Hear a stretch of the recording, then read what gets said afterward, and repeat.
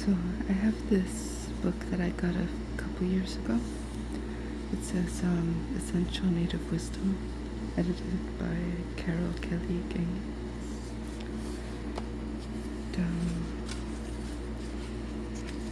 I think I just read through it once a couple years ago. So pages are still kind of flopping open. So this is the contents. So it says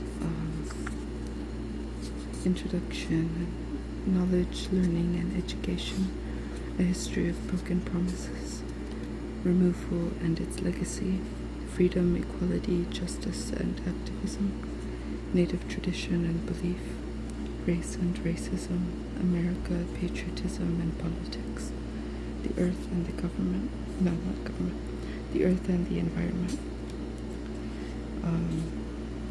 Spirituality, Religion and Prayer, Love, Kindness, Family and Friendship, Women, Language and Literature, Work, Artistry and Success, Happiness and Life's Pleasures, Suffering, Hardship and Hope, On War and Peace, Yesterday, Today and Tomorrow, and list of contributors.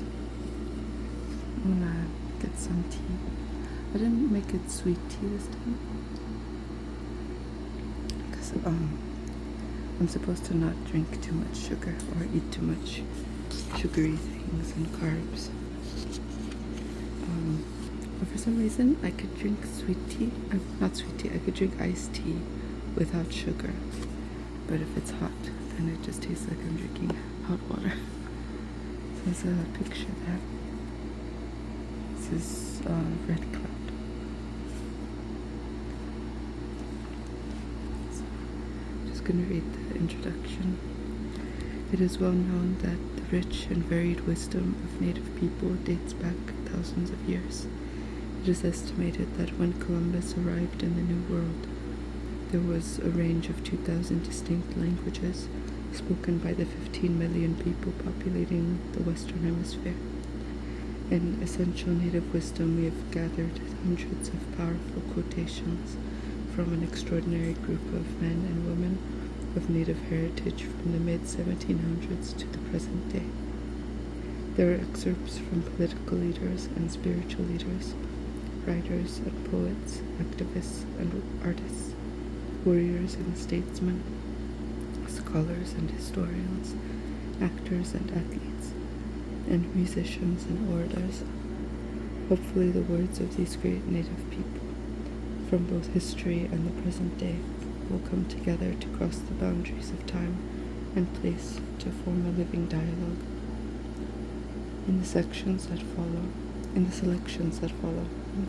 legendary leaders such as Black Hawk, Chief Joseph, Red Cloud, Sitting Bull, and Tecumseh eloquently reveal the devastating hardships their people endured at the hands of the white leaders and settlers who descended upon them and sought to destroy their way of life. Standing Bear, Daniel Akaka, Susan Sean Harjo, Chuck Hoskin Jr., Elizabeth Peratrovich, Sarah Winnemucca speak passionately about the freedoms, rights, and justice that are guaranteed to Native people under the Constitution. Charles Alexander Eastman, Geronimo Winona LaDuke, and Luther Standing Bear vividly recall traditions from the people passed down from generation to generation. And Jefferson Keel, Warren Lyons, Larry Mercouliff, and N. Scott Momaday recall the beauty of the natural world and our sacred responsibility to preserve the earth and its resources. Other selections reveal a more personal side of the contributors. Lloyd Kiva New lovingly recalls his mother and her stories, both magical and wistful, from the past. Wilma Mankiller shares insights into the joys of motherhood. Russell Means remembers his grandfather and the simple pleasures they shared, Mary Bravebird recalls the struggles of life on the reservation, and Jim Thorpe recalls the joys of his vigorous boyhood.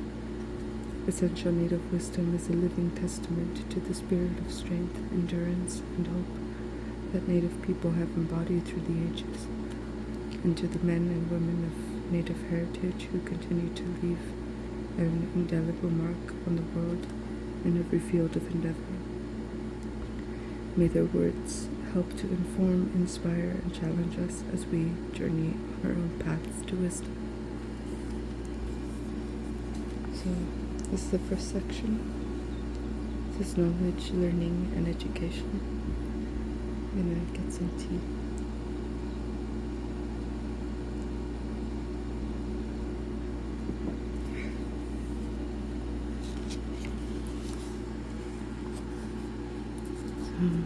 It says, "But you who are wise must know that different nations have different conceptions of things, and you will therefore not take it amiss if our ideas of this kind of education happen not to be the same with yours." Kamlasateko remarked to English colonial officials, 1744. In Lakota society, it was the duty of every parent to give the knowledge they possessed to their children. Each and every parent was a teacher, and as a matter of fact, all elders were instructors of those younger than themselves, and the instruction they gave was mostly through their actions. That is, they interpreted to us, through actions, what we should try to do. We learned by watching and imitating examples placed before us.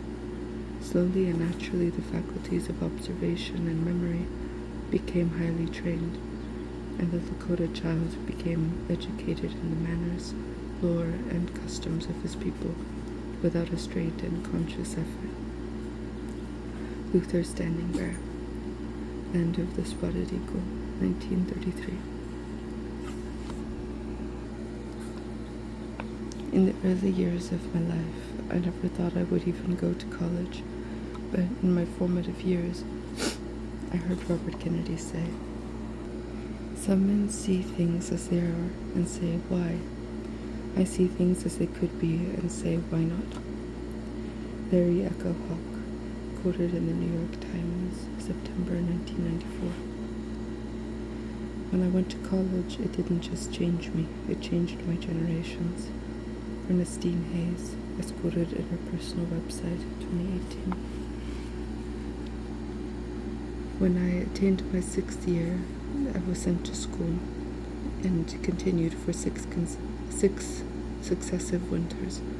During this time, I learned to read and write, though not so well as I could have wished. This was all the instruction of the kind I ever received. Small and imperfect as was the amount of the knowledge I obtained, yet in view of the advantages I have thus derived, I bless God for it. William Apess, A Son of the Forest and Other Writings, 1829. As the island in the river might have been saved by planting the long-rooted grass upon its banks, so let us save our people by educating our boys and girls and young men and young women in the ways of the white man, and they may be planted and deeply rooted about us, and our people may stand unmoved in the flood of the white man. Apothaleia Hodo, 1859. I realized when I homeschooled my children that was my best education I ever got, and it was because we lived our life and watched it and talked about it. Roxanne Swinsil, interview with Mitra Reda, Archives of American Art, Smithsonian Institution, November 2011. I had always considered my commitment to education and the life skills of hard work, dedication, and focus to be absolutely critical to my achievements in the Navy and as an astronaut. John Bennett Harrington, November 2014.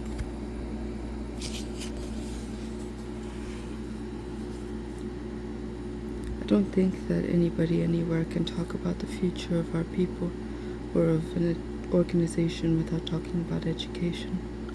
Whoever controls the education of our children controls our future, the future of the Cherokee people and of the Cherokee Nation. We have always placed a great deal of importance on education, and that has helped us as a people. We must continue to do that. Wilma Mankiller, 1987. We need to teach our children about the positive aspects of American Indian life at an early age so that they know who they are. If we could transfer the young people's loyalty back to our own tribes and families, we could restore the frayed social fabric of our reservations. We need to make our children see our languages and cultures as viable and just as valuable as anything they see on television, movies, or videos. Richard E. Littlebear, 1997. Every society needs educated people, but the primary responsibility of educated people must be to bring wisdom back into the community and make it available to others. The people who occupy the top positions in science, religion, and politics have one thing in common. They are responsible for creating a technical language incomprehensible to the rest of us, so that we will see to them our right and responsibility to think. Finding Deloria, Jr., July 2000. These days people seek knowledge, not wisdom. Knowledge is of the past, wisdom is of the future. We are in an age now when people are slumbering. They think they're awake, yet they're really sleeping. But this is a dangerous age, the most dangerous in human history. People need to wake up. They can't hear God's voice if they're asleep. Vernon Cooper, 1990. It is important to understand that the Native American has much to offer American education, as he has to gain. His long tenure in the land and his ancient wisdom are invaluable. We must avail ourselves of them. And Scott Mamade, 2006.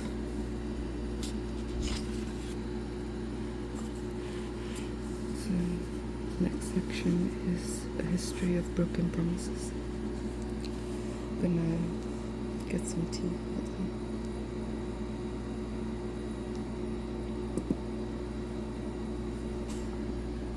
How much long is this section? It's a couple pages. I'll keep reading. I see and admire your manner of living. You can do almost what you choose. You whites possess the power of subduing almost every animal to your use. You are surrounded by slaves. Everything about you is in chains, and you are slaves yourself. I fear that if I should exchange my pursuits for yours, I too should become a slave. Big Soldier, 1820. It appears that a treaty was made by the Pilgrims and the Indians, which treaty was kept during 40 years. The young chiefs during this time was showing the Pilgrims how to live in their country and find support for their wives and little ones. And for all this they were receiving the applause of being savages. The two gentlemen chiefs were Squanto and Somerset, that were so good to the Pilgrims. William Maples, 1829. The first white men of your people who came to our country were named Lewis and Clark. They also brought many things that people had never seen. They talked straight, and our people gave them a great feast as proof that their hearts were friendly. They made presents to our chiefs, and our people made presents to them. We had a great many horses, of which we gave them what they needed, and they gave us guns and tobacco in return. All the Nez Perce made friends with Lewis and Clark, and agreed to let them pass through their country, and never to make war on white men. His promise to Nez Perce has never broken. Chief Joseph, 1879.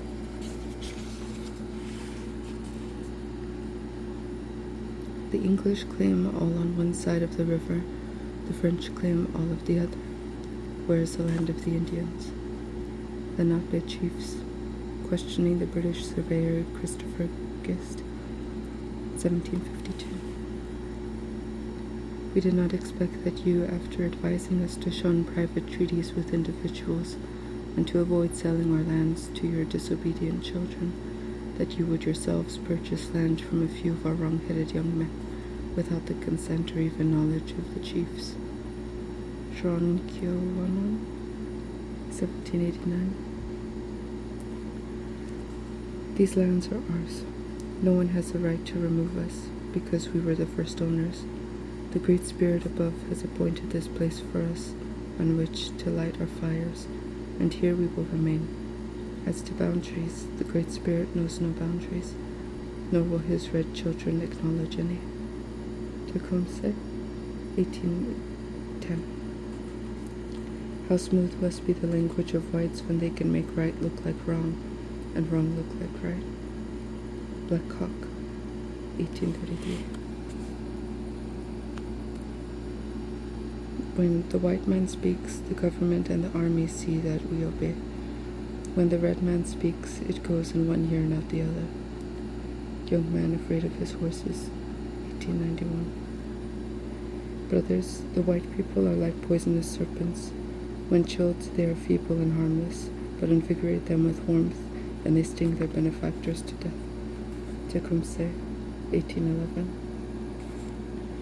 I am an aged hemlock. The winds of 100 winters have whistled through my branches. I am dead at the top. The generation to which I belonged has gone away and left me. Shenandoah, 1816. I am a man and you are another. Black Hawk, 1833. I once thought that I was the only man that preserved to be the friend of the white man, but since they have come and cleaned out our lodges, horses, and everything else, it is hard for me to believe white men anymore. Black Kettle, 1864, 1860. Through all the years since the white men came to Wallowa, we have been threatened and taunted by them and the Treaty Nez-Perce. They have given us no rest. We have had a few good friends among the white men, and they have always advised my people to bear these taunts without fighting. Our young men are quick-tempered, and I have had great trouble in keeping them from doing rash things. I have carried a heavy load on my back ever since I was a boy. I learned that we were but few, while the white men were many, and that we could not hold our own with them. We were like deer, they were like grizzly bears. We had a small country, their country was large. We were contented to let things remain as the Great Spirit Chief made them. They were not, and would change the rivers and mountains if they did not suit them. Chief Joseph, 1879. The agreement an Indian makes to a United States treaty is like the agreement the buffalo makes with his hunters when pierced with arrows. All he can do is lie down and give in. Ore the Arrow, 1868. They told me that as long as the sun shone and the sky is up yonder, these agreements shall be kept. He said as long as the sun rises, it shall last. As long as the grass grows, it shall last. That is what he said, and we believed it. Chido Harjo, 1906. That's the end of that section, and then the next one would be removal and its legacy. I'll just leave it at that for now. But I'm gonna get some more tea.